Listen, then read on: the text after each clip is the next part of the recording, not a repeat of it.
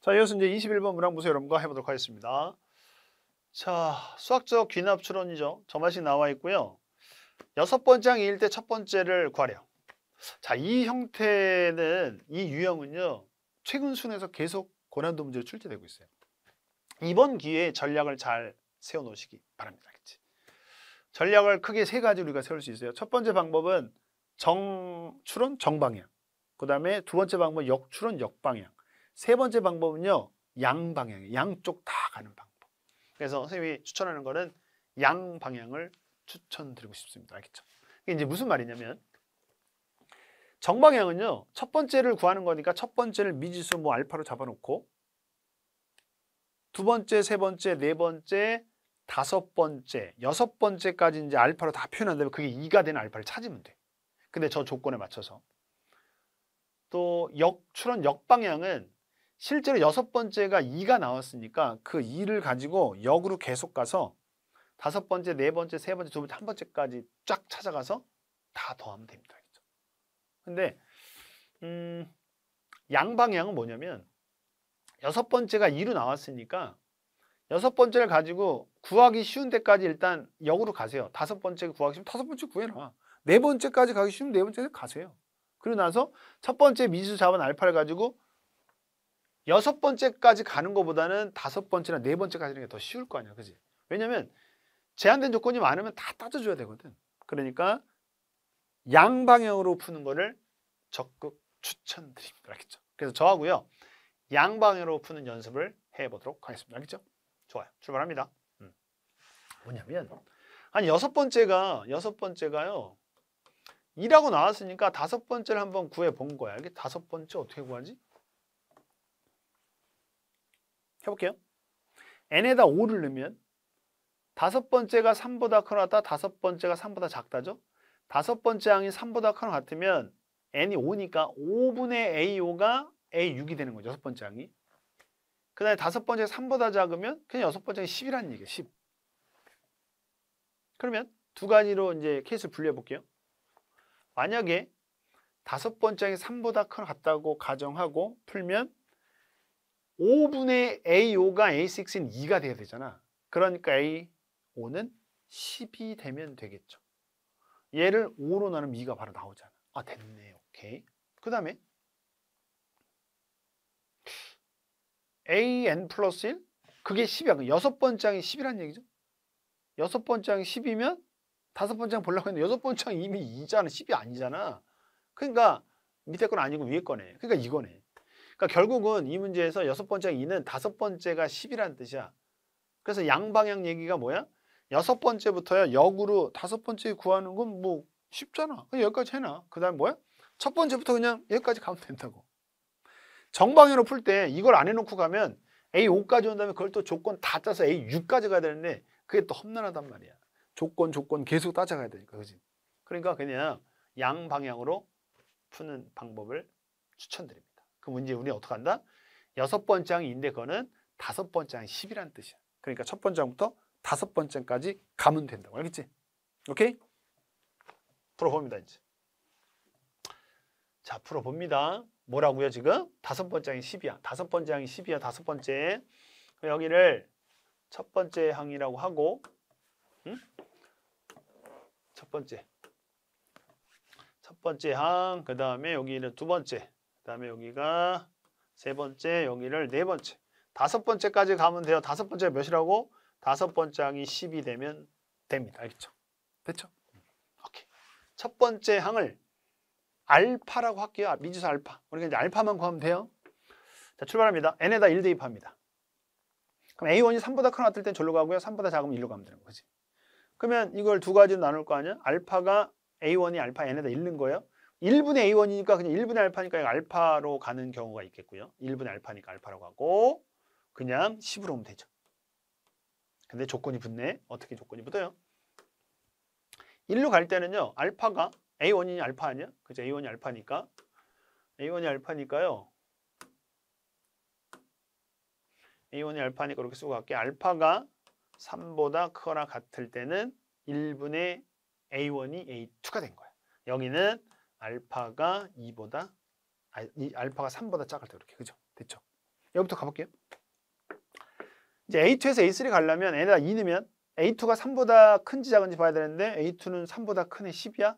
3보다 크면 2분의 A2로 가야죠. 얘가 2니까. 그럼 2분의 10. 그러니까 몇이 된다?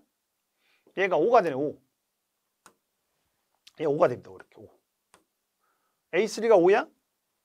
A3가 5는 3보다 큰 거니까 3분의 A3가 A4가 되는 거네. 얘를 3으로 나눠. 3분의 5. 3분의 5? 3분의 5 어떻게 돼요? 3분의 5는 3보다 작네? 그냥 10으로 가네? 아, 얘는 그냥 10으로 가네. 이렇게. 되네. 맞네. A6에 갈 필요 없어. 이거만 구하면 되니까 우리는. 그럼 이게 된다는 얘기네? 맞습니다. 그래서 뭐냐면 우리가 이제 알파를 구할 건데 알파가 A1이야. 2개 구했습니다.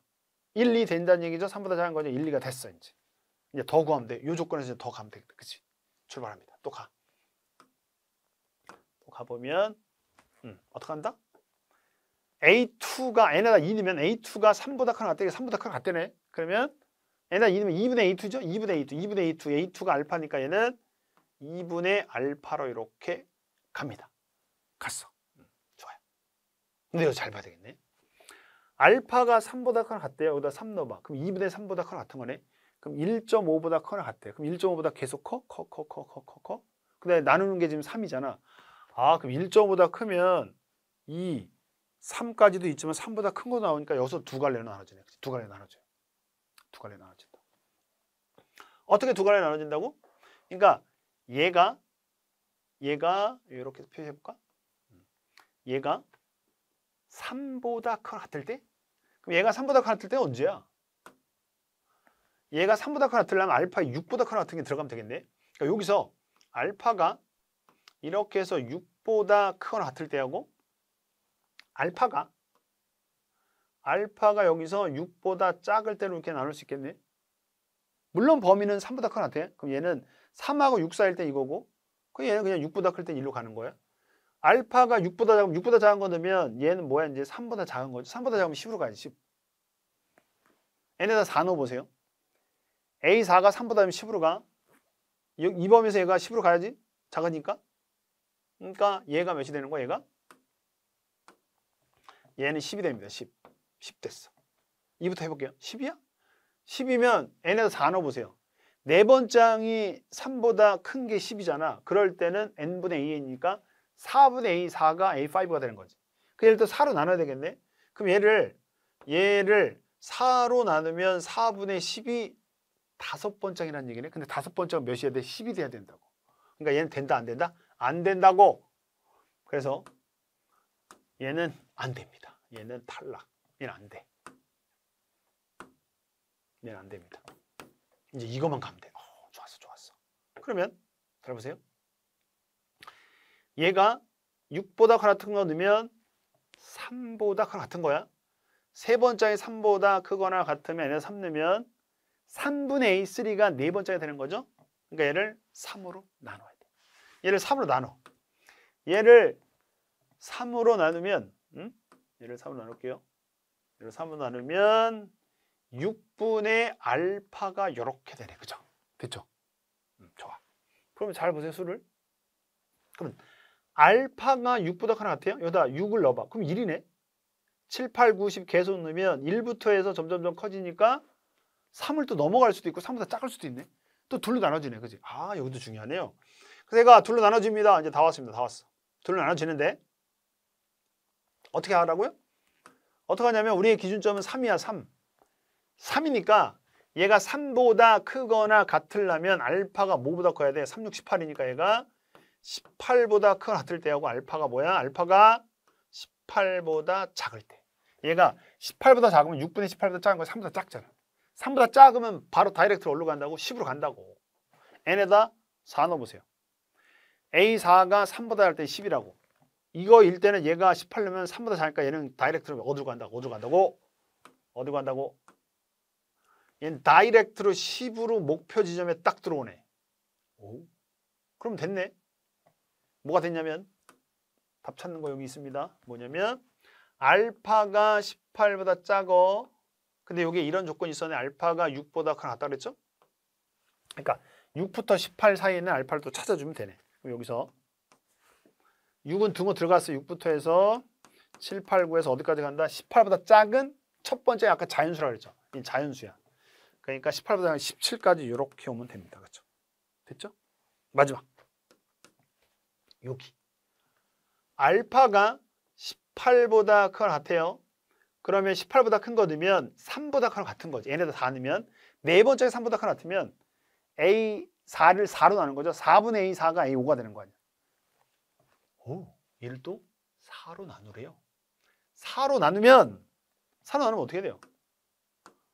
4로 나누면 얘가 24분의 알파가 이렇게 되네. 그치?